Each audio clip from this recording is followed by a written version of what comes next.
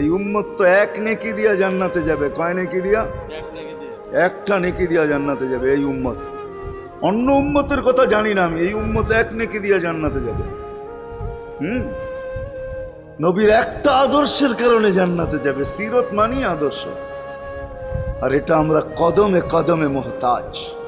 কেননা এই ছোট জীবনটা যদি গ্রহণযোগ্যতা পর্যন্ত পৌঁছাইতে হয় আল্লাহর কাছে, চাই নারী হই, চাই যুবক হই, চাই বৃদ্ধ হই, যেই মানুষই হই না কেন, যেখানেরই হই না কেন, যেই বাসারই হই না কেন, যেই বর্ণেরই হই না কেন, যেই পেশারই হই না কেন, যেই সোসাইটিরই হই না কেন, এই জীবনটাকে যদি গ্রহণযোগ্যতা পর্যন্ত পৌঁছাইতে হয় কার কাছে? দুনিয়া আলাদের কাছে না, মালিকের কাছে, যিনি এক ফোঁটা পানির থেকে অস্তিত্ব দিছেন, যার কাছে আবার আমাদেরকে ফিরা যেতে হবে।